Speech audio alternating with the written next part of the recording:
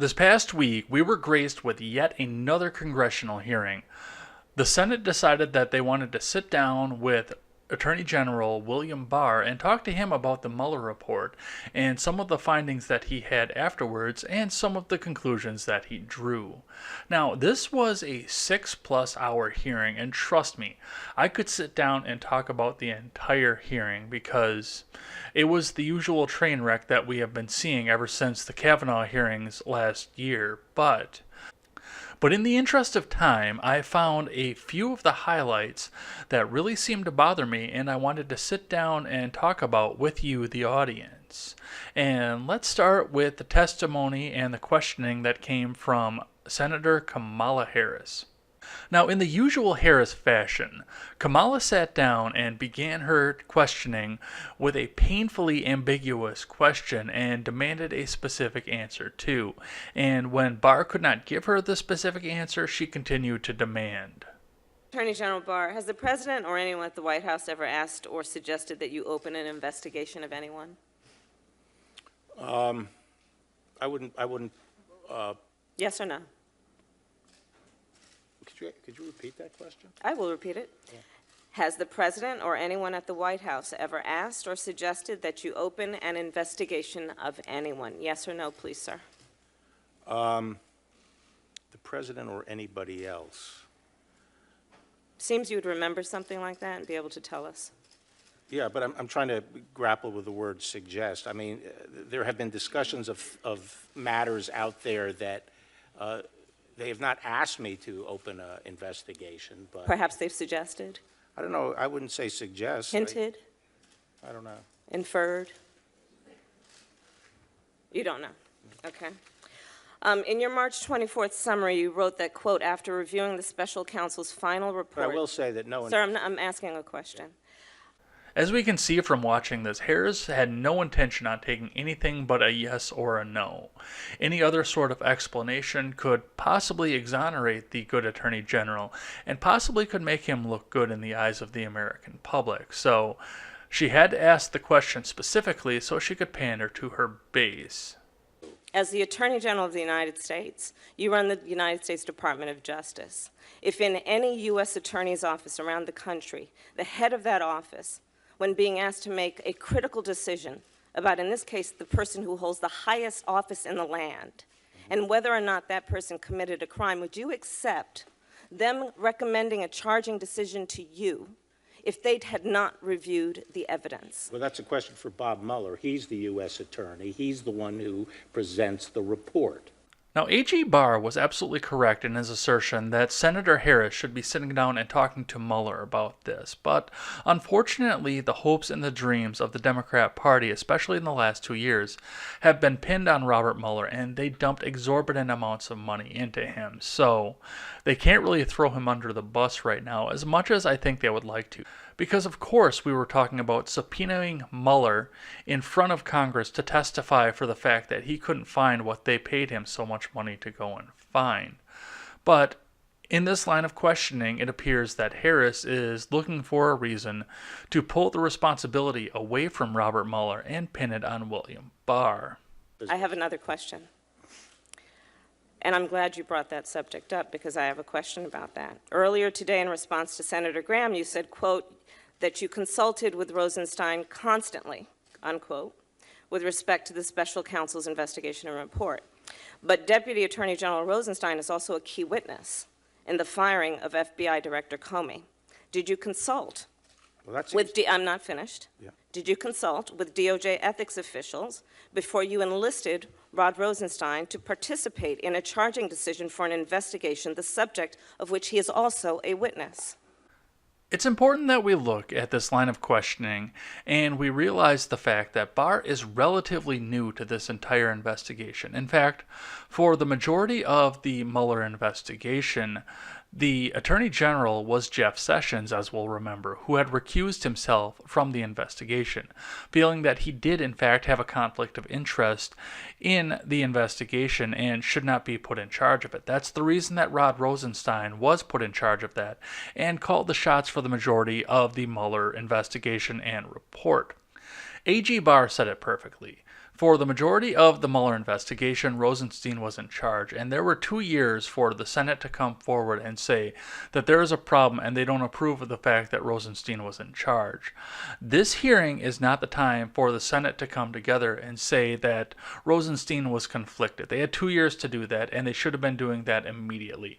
But they are now trying to wait because the Mueller report didn't say what they wanted it to.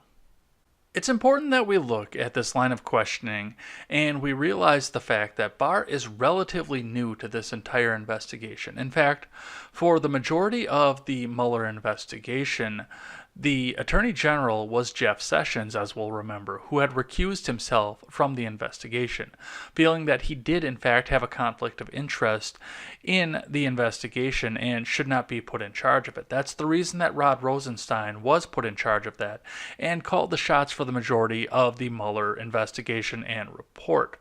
But let's move on from Senator Harris and talk about the testimony and the line of questioning that came from Hawaiian Senator Mazie Hirono. Now, I call this a line of questioning loosely because for the first 5 minutes, which was in fact the majority of the time that Hirono had the stage, she crafted a long monologue in which she indicted Attorney General Barr, only asking questions at the very end of all of this and kind of rushing through the questions because Hirono already had a narrative in her head. Barr was already guilty, he needed to go to prison for the rest of his life, and there was nothing that was going to change that. The video is linked in the description below, and I suggest that you check it out. As far as the monologue goes, I'm not going to talk much more about it on this, but I am going to move on to what little bit came out of the line of questioning. Now, you've been clear today that you don't think that any of the 10 episodes of possible obstruction that the special counsel outlined is a crime. I disagree. But you seem to think that if it's not a crime, then there's no problem. Nothing to see here, nothing to worry about. I think it's really interesting that Mazie Hirono brings up the fact that Barr believes that without a crime, there's no obstruction of justice, because legally, if there's no crime, there's no justice to obstruct. And that's been a talking point coming around the right since the Mueller report dropped. And Barr and Mueller both agreed that there was no evidence there to indict the president on anything. So I don't really know why she asked this question, but she had her reasons to do so, and I'm sure that we will see the reasons as we go forward. Let's move on. So, with apologies to Adam Schiff, do you think all of the things that President Trump did are okay? Are they what the President of the United States should be doing? For example, do you think it's okay for a president to fire an FBI director to stop him from investigating links between his campaign and Russia? It may not be a crime, but do you think it's okay? I found this clip especially dangerous when I first heard it, and I sat back and I listened to it a few times to make sure I got the full spirit out of the clip. And what Mazie Hirono is talking about when she's asking this question takes this beyond criminal charges. She's framing up an ethics argument. She's asking what the president should be doing, whether or not it's criminal. And AG Barr did deflect back and say that, yes, he would be happy to talk about anything criminal in this, but wasn't going to talk about ethics or anything personal. Honestly, the more I listened to this, and I listened to this 4 or 5 times before I decided I wanted to include this in this video, this is bordering on thought crime, and that's a little bit of an eerie thought to me as it is, and it really shows me where I think some of the Democrats are going, and I think what they are going to try and pin on the president if they do try to impeach him. Let's move off of Mazie Hirono for just a sec. We are going to come back to the clip of Mazie Hirono at the end of this video, but I want to move on and I want to talk about what Amy Klobuchar had to say, because Klobuchar actually started out with something that was almost productive. In fact, if she'd have stayed in the line of questioning that she was going with, we actually could have sat down, reached across the aisle, and had a productive discussion. Now, she changed her tune, but let's have a look at what she had to say that was actually productive. I think your 4-page letter was clearly a summary, and that's why Director Mueller called it a summary. I think when Senator Van Hollen and Representative Crisp asked you if the special counsel disagreed with you under oath, you had to go out of your way not to at least mention the fact that he had sent you this letter, but you didn't mention it. And then finally, I would say that we must hear from Director Mueller, because in response to some of my colleagues' questions, you have said that you didn't know what he meant or why he said it, and I believe we need to hear from him. Now, Klobuchar goes further on in this, and she even offers legislation that could fix all of this in the future if everybody wants to work together. And for a moment, we see a little bit of government harmony, and we maybe could start getting something done to try and fix our election system and make everything fair for everybody. Okay, well, that happened. So what I would like to know from you as our nation's chief law enforcement officer, if you will work with Senator Langford and I to get this bill done, because otherwise we are not going to have any clout to get backup paper ballots if something goes wrong in this election. Unfortunately, after that, she had to change her tune and become accusatory again. Also, according to the report, the IRA purchased over 3,500 ads on Facebook to undermine our democracy. As the chairman has pointed out, contrary to what we heard from a high-ranking official at the White House, this was not just a few Facebook ads. I am pleased that Chairman Graham has agreed to be the lead Republican on the Honest Ads Act that I introduced last year with Senator McCain. And will you help us to try at least to change our election laws so that we can show where the money is coming from and who's paying for these ads so that people have access to these ads? Now, I understand that election integrity is a big thing, and of course we have to have backups in place to make sure that everybody who has the right to vote gets to vote, and if we want to change who has the right to vote, that's going to be an argument for another day. But of course, now we're going to go back and we're going to talk about the Facebook ads and what the Kremlin had to do with them and how much money they funneled into all of this to sway the election. And in all honesty, if what they put into the election is all that it takes to sway the election, I'm going to go down to Madison and spend a couple $100 and make sure a Democrat never gets elected again, because it was really a small amount of money. One of the shining stars of this hearing was Senator Ted Cruz of Texas, and I don't know if it's the beard that's changing him, I don't know if it's the election loss to Trump or the near loss to Beto that's changing him and changing the way that he sees things, but he just ripped into the Senate Democrats in a way that I was very much impressed by as soon as I saw it. And I'm going to play a sample of this right now, about a minute long, but I've got the entire speech that he gave linked in the description, just like the Mazie Hirono video, and I do recommend that you go back and watch it, because Cruz really shone when he made that speech, and it was exactly what needed to be said. I think this hearing today has been quite revealing to anyone watching it, although perhaps not for the reason some of the Democratic senators intended.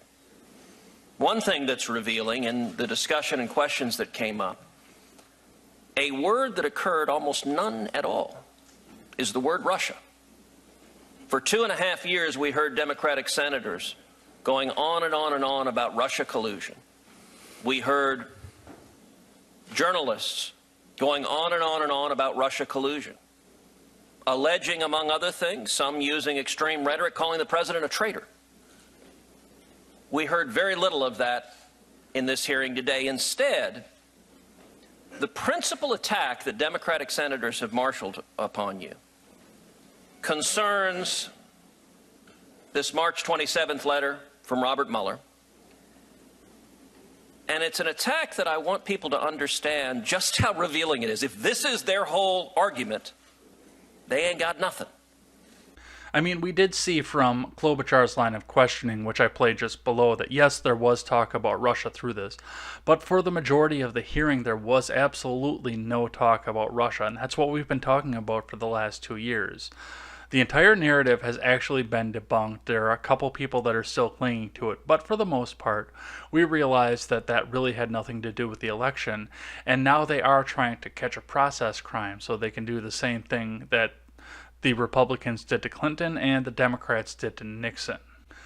Now, I promised that we were going to go back and revisit Mazie Hirono's line of questioning, and we are going to look at that now because Senator Lindsey Graham ended out that line of questioning with a shining star speech just the same way that Ted Cruz did that we just watched. So let's have a look at what Lindsey Graham had to say at the very end of this speech. I think you order know not to what I'm talking about. Cruz. Please, What do you mean? please, Mr. Attorney General, give us some credit for knowing what the hell is going on around here with you. Not really. To this line of questioning. So, Listen, you've slandered this man. Yeah, what I Every sort of way want to you know is can how do we slander get to this point? Yeah, I And do not think that how do I'm we get to the slandering point where the- anyone. All How I did we- can say. I Mr. give Chairman, 7 I am minutes, done. Thank you very much. And you slandered this man from top to bottom. So if you want more of this, you're not going to get it. If you want to ask him questions, you can't.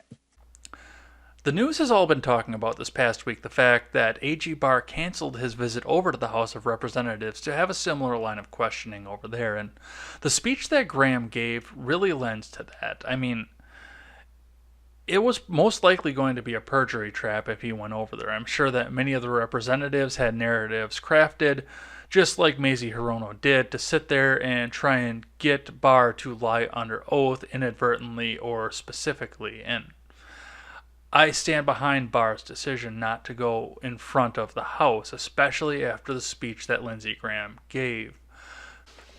Our old friend Eric Swalwell, however, did put out this tweet in which he called out A.G. Barr and recommended that he be impeached immediately. Let's have a look at what Swalwell had to say.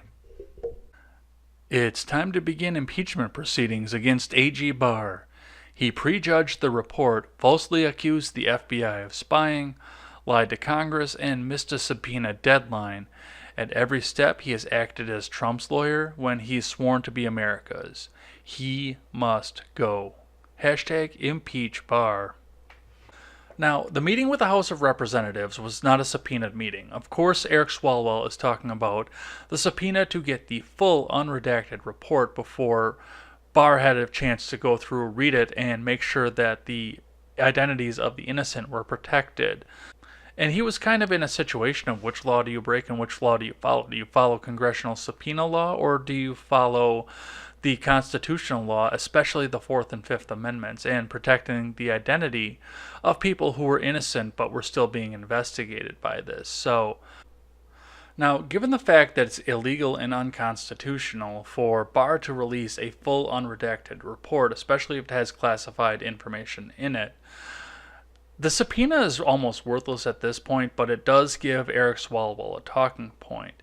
And I'm sure that the House of Representatives wanted to bring all of this up when they sat back and they questioned Barr. In fact, this did look a lot like a perjury trap, as I mentioned before when we talked about Graham. This is a picture of Representative Cohen with a plastic chicken next to him, eating chicken on the floor of the House of Representatives. All things that I thought were frowned on at the time, but I guess he can get away with it because of who controls the House of Representatives. And he was calling out and saying that Barr was a chicken for not coming in.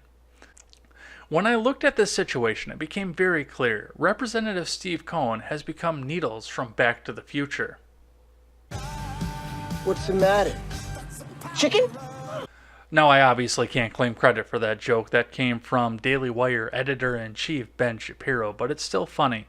And furthermore, it really shows the intentions of the House of Representatives.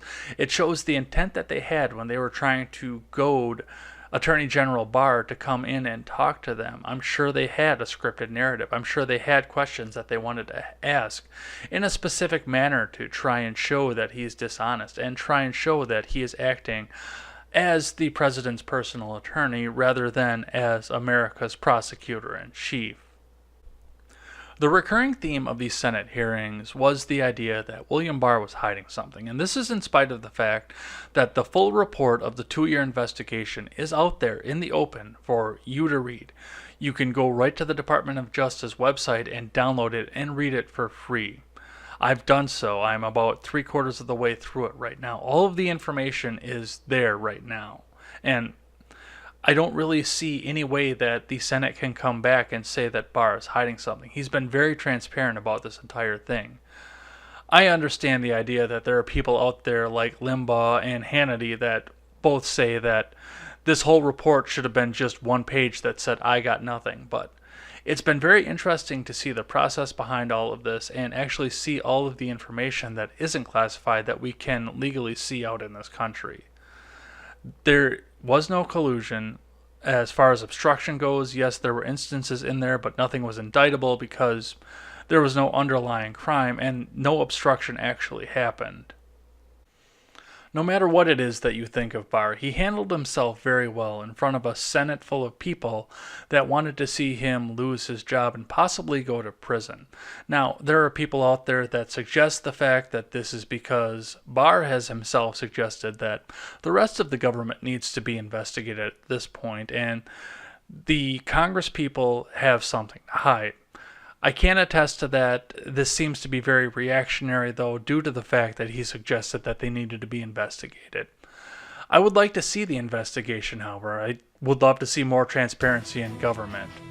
Possibly shrink some of the size of the government and possibly take some of the more power-hungry people out of the government. But that's going to be a story for another day.